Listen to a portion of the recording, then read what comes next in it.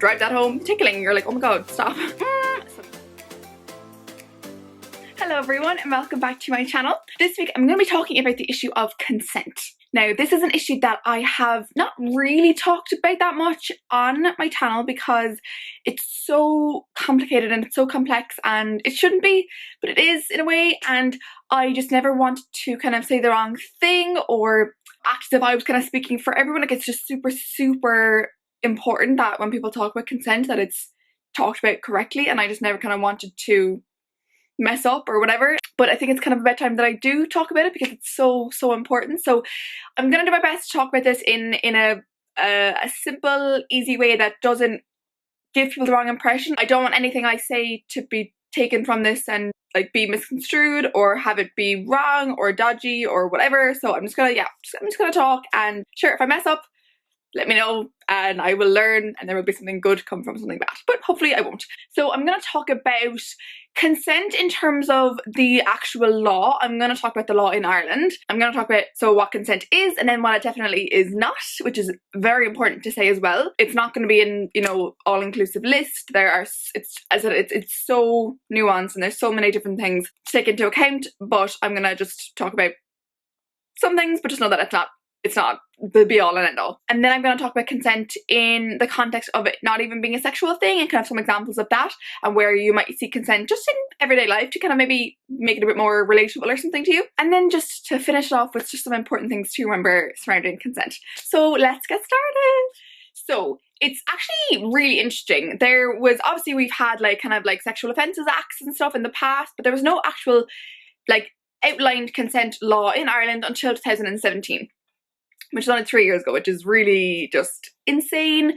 But consent, obviously, it just wasn't really a conversation that people were having. So it's like, to me, it's such a normal thing, and I hope for teenagers now it's a normal thing to talk about and for it to be included in conversations around sex and everything else. But it really wasn't a thing that people talked about. So that's why it literally was only 3 years ago that it was brought into actual law and legislation. So I have it here in front of me, and it's quite long and it's quite detailed, which is good, but I'm only going to talk about some parts of it for the video. So the main part of the act, the first sentence is, it says, a person consents to a sexual act if he or she freely and voluntarily agrees to engage in that act. So that's kind of like just the baseline sentence. Freely, voluntarily, you want to do it, you're not being pressured to do it, it's free. That's kind of just the baseline. And then it basically gives a list of all the times where it would not be consent. There's loads of examples, I'll only talk about a few. So the first one, which is really interesting and really important to know, is that, say if you are being attacked or you are being raped, if you kind of just give into it or submit to it because you're just like, well, this is inevitable, let's not fight back, let's just go with it because it will be over soon, that's not consent. That has tried to be used against people. Oh, well, you know, she submitted, she gave into it. No, if you give into it out of just like fear and that you know that there's no other way out, that's not consent. So that's really important to know. Like, if you ever are being attacked, or it's just, I hate even talking about this because it's so fucking negative, but if you ever are and you just think, well, you know, I'll just give in, know that you can, and that cannot be used against you because it's literally in the law. Obviously what happens in real life sometimes can be very different to what's in the law, but in theory that should not be used against you. Huge one, you can't consent if you are asleep or unconscious. So I mean it should just be so obvious, but I mean, you just can't. If you're asleep or unconscious, you cannot consent. Like, I don't even know how to further elaborate on that because it should just be so clear cut. Another huge one, he or she is incapable of consenting because of the effect of alcohol or some other drug. So this is just huge. And obviously I'm not even going to go into the kind of the nuance of this one because obviously there are so many examples of like, well, like what if we both have a bit of drink, or, you know, like if we're both going to be equally drunk. I'm not going to speak on that today because it's just super complicated and it's really kind of a case-by-case basis. But like, bottom line, if you're with someone and they are absolutely off their head drunk, do not be getting involved. Like, do not even be trying. It's you, like, even if the person is saying yes, if they are absolutely off their head, it's not consent. They can't say yes. It's like they're underage. Like, they cannot, like, even if they're saying yes to you, they're not in their right mind. It's not a yes. Do you know? So don't take it as a yes. And if you wake up and you think, oh god, well, like, I know now I was like really drunk, but like I did say yes, so like, am I allowed now like be like upset or traumatized at what happened? Yes, you are. If you said yes, that's not like you're not allowed consent. So like if you are like, okay, well, I wouldn't have actually said yes if I was sober, like I only said yes because of the drink, then like, yes, that's like it's okay for you to not want to have that be a thing. You are allowed to say like, oh my god, no, I mean that was not okay. Like just because you like maybe said the words yes does not make it okay. Like you were drunk, you couldn't consent. So just, yeah, super important. There's some more, but I won't talk about all of them. Yeah, so just to mention again, even in this legislation, it says that this list is not all-inclusive. So there are other examples of where it might not be consent. So just to kind of cover themselves, they're saying that this list is not like an all-inclusive list. Then another huge one, so huge. Consent to a sexual act may be withdrawn at any time before the act begins, or in the case of a continuing act while the act is taking place. And this is huge. If you give consent, if you are like, okay, yeah, I feel good, I want to do this, cool, sexy time. If right before it starts, midway through, at any time while it's happening, if you do not want to continue, you can say no and you want it to stop. You are allowed to do that. I want to just say that a million times. You are allowed withdraw consent. Just because you've said yes at the very beginning does not mean you have to follow it through. And I know there are so many stories of girls, and I'm sure guys as well, who are like, oh god, I don't really want to continue now, but I'm just, it's going to be awkward. I'm afraid of what might happen if I say no midway through, so I'll just go through with it. Like, oh please, I know it's so hard, but please don't, if you could at all help it, don't do that, because you don't have to. You are allowed withdraw consent midway through. You are allowed to say, okay, no, actually I don't want to continue with this, and if the person doesn't respect that, then they're not a person that you should respect. And if they continue, that is not okay. That is rape or sexual assault. If you have said no and they disregard that, that's not okay. You have not given consent. It is sexual assault. So keep that in mind. You are allowed to do whatever you want. If you don't want to keep doing it, you are allowed to say that. Very important. Don't know how else to just drive that home, because that is super important.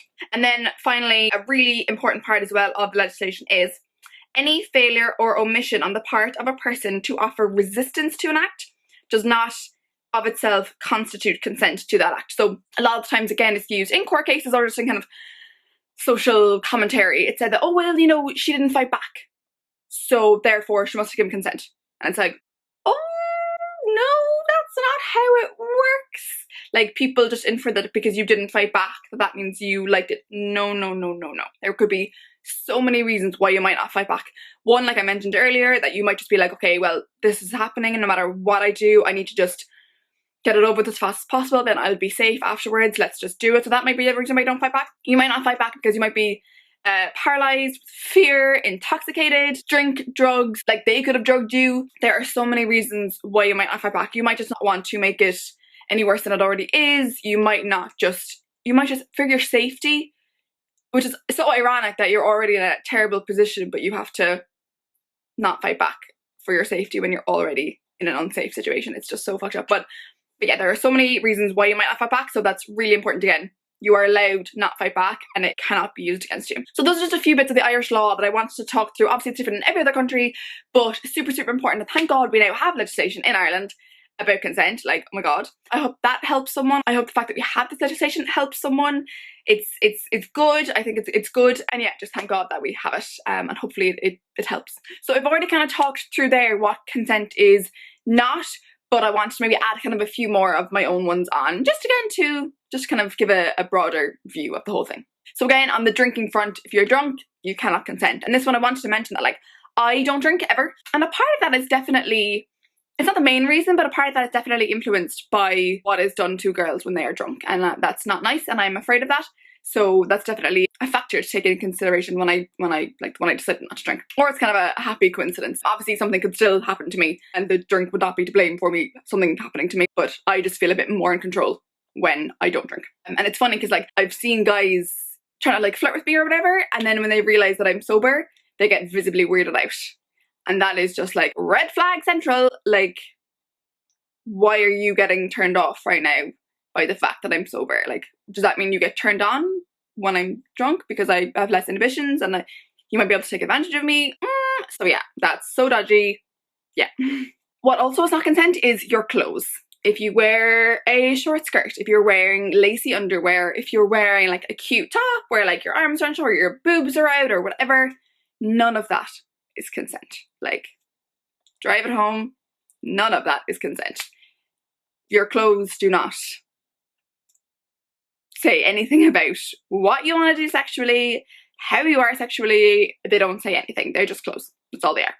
And if someone tries to use it against you, like a girl's lacy underwear was held up in a court in Cork to try and say, well, she was asking for it. She was, you know, ready to show these off to someone. That's why she wore nice underwear.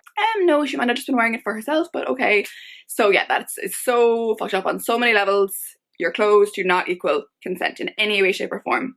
Yes, keep that in mind. Other things that are not consent: if a guy buys you a drink in a bar, you do not owe him anything. That is not you saying yes to anything. And vice versa, if a girl buys a guy a drink, that is not consent. You do not have to give this person anything in return. Same with if they give you a gift. You do not owe them anything. Like, they're just giving you a gift. And it's kind of like, it kind of also like, this kind of whole concept of like giving something just to get something back also bugs me out. Like, it's like when pints and stuff, like people buy you a pint and then get mad if you don't buy them one back. And yeah, it's common courtesy to buy them one back. But also I'm like, don't buy someone a pint if you are like expecting one back, or if you're gonna get mad at them for not buying you one back. Like, if you're ever gonna give something to someone, it should be with the understanding and with no expectations of what you'll get back, because then you're really giving. If you're only giving to get back, then it's not really giving. So yeah, so if someone gives you something, you don't owe them anything. You do not owe them anything. Another huge one is consent is not saying yes to going back to someone's house or apartment or whatever. If someone's like, oh, do you want to come back? And you are in your head, you're like, okay, maybe I'll do some sexy bits. Maybe I'll just see when I get there. Like, just because you've said yes to going back does not mean anything. All you're saying yes to is going back to their apartment. You're not saying yes to having sex. You're not saying yes to doing other bits. All you're saying yes to is going back. And this person cannot then throw it in your face. Well, oh, you said yes to going back. That means you wanted to do bits and now you're saying you don't want to. All you're saying yes to is going back to their apartment. Now what I wanted to talk about is just the whole concept of consent in a non-sexual way, to kind of make it more relatable to if you're kind of struggling with, you know, what it all means. I want to give you some real life examples of where consent comes into play, and it's nothing to do with sex or sexual assault or anything. So one thing that I think is fascinating is like when you go onto websites and they ask your consent to use like cookies or whatever. I don't even understand like how cookies work or whatever, but like when like the little thing pops up and it's like, oh, like, do you accept these cookies or whatever, like that's asking for your consent. Like, you can say no or yes or whatever, and that's giving you permissions, giving you kind of independence and autonomy and just kind of the power and control to decide what you want. Like, that's just an example of asking for consent. Same goes for like GDPR rules.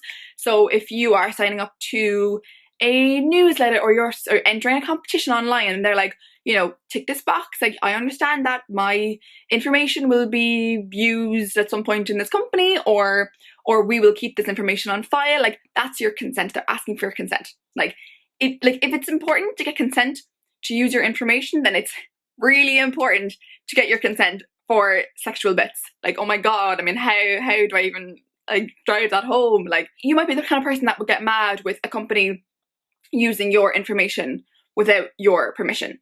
Can you imagine how mad you would be if someone used your body without your permission? Like, let that sink in. Just think about it. Anyone who tries to make out like they don't understand consent or they don't really get it, trust me, they get it. They're probably the same people giving out about people using their information. Consent is actually quite easy. Consent is asking to borrow your sister's top. If you take her top without her permission, you didn't get consent. Like, you would go to sister and be like, oh, can I borrow your top? Then she says yes, you have consent. You can wear her top. Like, we talk about consent and we use consent all day, every day, in different situations of, you know, higher and lower levels of seriousness, like asking to borrow someone's top or asking to borrow someone's bike or whatever. I wanted to mention tickling here because tickling is a really good way of teaching consent and talking about consent with like kids in a non-sexual way. So you tickle them and then they say like, because I'm tickling, you're like, oh my god, stop. They say stop, you stop, and it's teaching them consent. It's teaching them how to use their voice. Like, even if they want you to keep going, if they say stop, you have to respect that and teach them consent. So I just want to kind of mention that quickly in this. Like, tickling is another way of, you know, why we talk about consent and we use consent, and it's kind of like if you go against that, you're going against what they want, and it's not good. I want to mention the tea video here as well. I'll link it down below. It's super, super important. Would encourage you to watch this video, which you already are, but would really encourage you to watch that video. It's like gone super viral, it's famous, it's amazing, and it's basically about how, I won't give it all away because it's like 2 or 3 minutes long, but you know, if someone asks you for a cup of tea today and they want a cup of tea today, does not mean they want a cup of tea tomorrow. Does not mean they still want the cup of tea when they are asleep. Does not mean they want the cup of tea next week. And just because they wanted one today does not mean they want one next week. And you can't use that one time they wanted tea against them for the rest of eternity.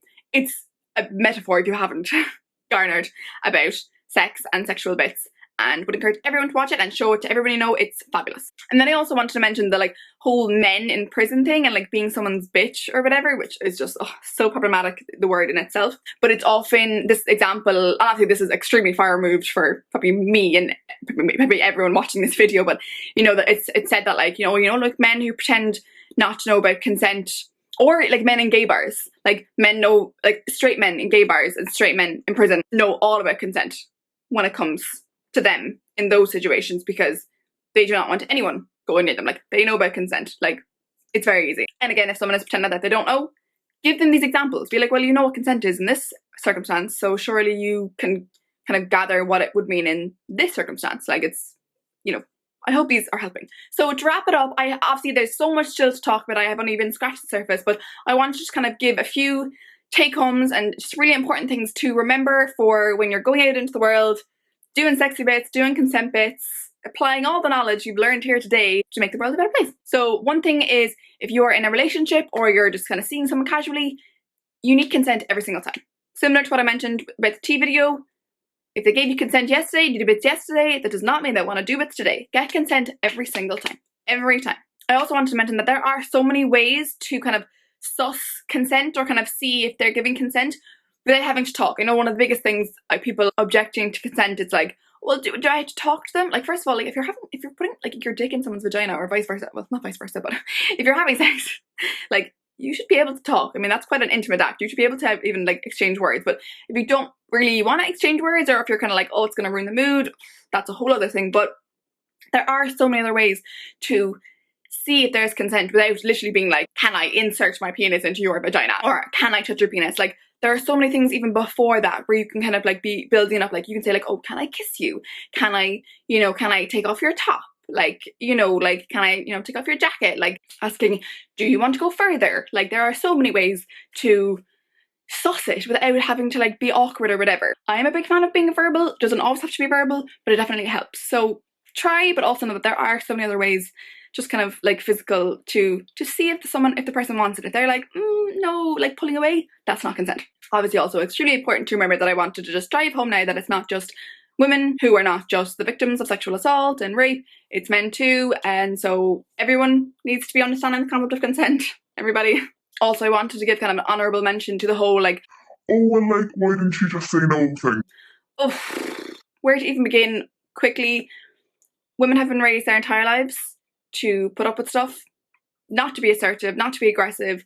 Very often we actually don't even know how to say no. So that's kind of like the first thing I wanted to mention. But also, again, if you are scared shitless, if someone is literally attacking you, like, it can be very hard to say no, and like, you just don't even know until you're in that situation how hard it is. So if anybody ever tries to even come at me with, oh, she should have just said no, don't even. It is so much harder, and it literally is in the law now that even if they don't say no, if they don't fight back, then it still can be considered rape or sexual assault. So again, yeah, don't even come at me. And the final thing I wanted to mention is just that, like, obviously with drink and stuff, it is like a really complicated issue, and I hate being like, oh, there are grey areas, but like, it is super, super complicated when drinking's involved. Like, if just out with anything, if unsure, just do not go any further. Like, if you have any doubts about whether this person really wants to do it, even if they're saying yes, if you even sense and have the sense, like, don't just be like, oh, she said yes, like be aware. If you're getting even an inkling that maybe she feels pressure, or she feels like she has to say yes, or he feels like he has to say yes, do not go any further. If you are even the smidgenest bit of unsure, do not go further. And that is the last thing that I will say on this video. So thank you for watching the video. I hope you learned something. I know there's a lot in here, there's a lot to unpack, but it is a really complex issue, as I said 10,000 billion times, but it is still super, super, super important. So thank you for watching this video. Please subscribe to my channel. It would really, really help me out, and give it a thumbs up if you liked it. Comment if you have any other thoughts that I have left out or whatever. I would love to hear from you. So thank you so much again, and I will see you all in next week's video. Bye.